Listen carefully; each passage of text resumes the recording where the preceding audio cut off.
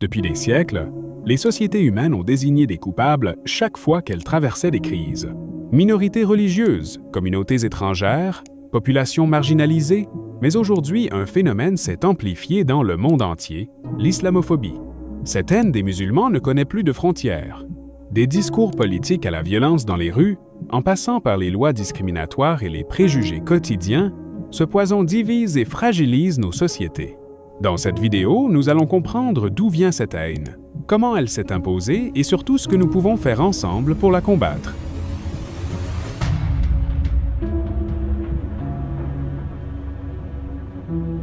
Alors d'abord, qu'est-ce que l'islamophobie?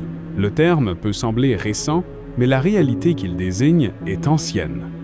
Il s'agit de la peur, de la haine ou du rejet des musulmans et de l'islam. Et cette haine s'exprime sous différentes formes.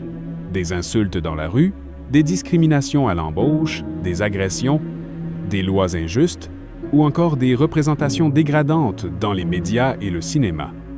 Historiquement, cette hostilité trouve ses racines dans les époques coloniales, où les puissances européennes justifiaient leur conquête en décrivant les peuples musulmans comme arriérés ou barbares. Puis, au XXe siècle, le conflit israélo-palestinien et les tensions géopolitiques dans les pays arabes ont renforcé cette méfiance. Mais c'est véritablement après le 11 septembre 2001 que l'islamophobie est devenue un phénomène mondial, amplifié par les médias et certains politiques. En associant systématiquement les musulmans au terrorisme, on a créé un climat de peur et de suspicion. Cette manipulation médiatique a ancré des stéréotypes dans l'esprit collectif. Aujourd'hui, l'islamophobie ne se limite plus à des discours ou à des images. Elle se vit au quotidien, dans des actes concrets et brutaux. Elle prend plusieurs formes et touche des millions de personnes à travers le monde. D'abord, les actes de violence physique.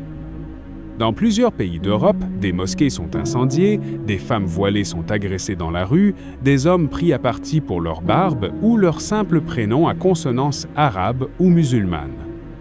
Aux États-Unis, au Canada, en France, en Inde ou en Chine, aucun continent n'est épargné. Ensuite, il y a la discrimination au travail. De nombreuses enquêtes montrent que des candidats musulmans ont moins de chances d'être embauchés que d'autres à compétences égales. Dans les entreprises, certaines femmes portant le hijab subissent des pressions ou des refus d'évolution professionnelle. Mais cette haine se manifeste aussi dans les discours publics et politiques. Certains médias stigmatisent régulièrement l'islam en l'associant aux pires clichés: terrorisme, oppression des femmes, incompatibilité avec la modernité. Des politiciens exploitent cette peur pour séduire un électorat anxieux en proposant des lois ciblées, interdiction du voile, interdiction des menus halal, dissolution d'associations musulmanes sous prétexte sécuritaire. Enfin, l'islamophobie est aussi institutionnelle. Dans plusieurs pays, des lois discriminatoires sont votées pour restreindre les libertés des musulmans. En France, la loi sur le séparatisme en est un exemple. Sous couvert de sécurité et de laïcité, on isole, on marginalise et on muselle toute une partie de la population. L'islamophobie n'est donc pas qu'une opinion ou un simple préjugé. C'est une mécanique politique et sociale qui met en danger la cohésion des sociétés et les libertés fondamentales. Parmi les exemples les plus inquiétants dans le monde, celui de l'Inde est devenu un symbole. Depuis l'arrivée au pouvoir du parti nationaliste hindou BJP et de son idéologie radicale hindutva, la situation des musulmans en Inde s'est dramatiquement dégradée. Plus de 200 millions de musulmans y vivent aujourd'hui dans la peur. Ils sont régulièrement lynchés par des milices extrémistes pour un simple soupçon d'avoir mangé du bœuf ou pour avoir refusé de scander des slogans nationalistes. Les mosquées sont attaquées, des quartiers entiers incendiés et des lois de citoyenneté ont été modifiées pour exclure les musulmans.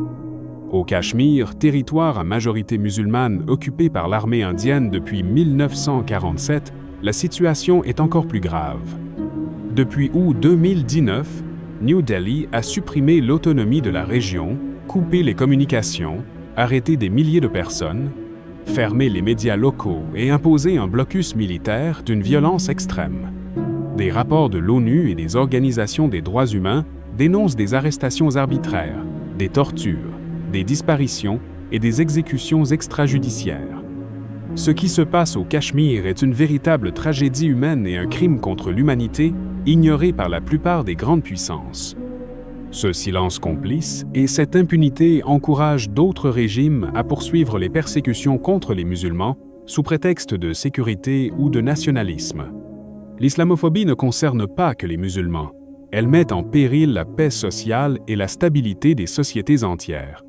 En stigmatisant un groupe, on crée des divisions, on nourrit des tensions et on ouvre la voie aux extrémismes de tous bords. Ce climat délétère favorise la montée des partis populistes et nationalistes. Il banalise le racisme et légitime les discours de haine. Cette polarisation fragilise la démocratie et affaiblit les valeurs de liberté, d'égalité et de fraternité. De plus, en marginalisant des millions de personnes, on brise des ponts entre les communautés. Le vivre ensemble devient difficile, la défiance mutuelle s'installe et le dialogue se ferme. Des générations entières de jeunes musulmans risquent de se sentir rejetés, privés d'avenir et tentés par la radicalisation ou le repli identitaire. Face à cela, il est impératif de réagir collectivement, car toute société qui accepte l'exclusion d'une partie de ses citoyens se condamne elle-même à la division et à la violence. Face à la montée de l'islamophobie, chacun peut agir. Pas besoin d'être une personnalité médiatique ou un responsable politique pour faire la différence. D'abord, en s'informant et en refusant de croire aux clichés véhiculés par les médias ou les réseaux sociaux. Ensuite, en dénonçant chaque parole ou comportement islamophobe dans son entourage, dans la rue, au travail ou à l'école. Il est important de soutenir les victimes, d'écouter leurs témoignages et de relayer leurs histoires. Les associations de défense des droits des musulmans et des droits humains ont besoin de soutien, qu'il soit financier, humain ou logistique. Il faut également encourager et participer au dialogue interreligieux et interculturel. Mieux se connaître permet de briser les préjugés et de créer des ponts. Enfin, les réseaux sociaux peuvent devenir un outil puissant pour diffuser des messages de paix, de solidarité et de tolérance. Chacun peut créer du contenu positif, démentir les fake news et faire entendre la voix de ceux qu'on tente de réduire au silence. Car le combat contre l'islamophobie est un combat pour l'humanité, pour la justice et pour la dignité de tous. Le danger de l'islamophobie est bien réel et mondial. Mais face à cette haine organisée, la mobilisation citoyenne peut inverser la tendance. Ensemble, refusons les discours de peur, refusons les injustices et défendons les valeurs universelles d'humanité et de solidarité. Si tu as aimé cette vidéo, si tu veux qu'on continue ce travail de sensibilisation et d'information, n'oublie pas de t'abonner, de liker et de partager. Fais entendre ta voix. Refusons la haine, ensemble.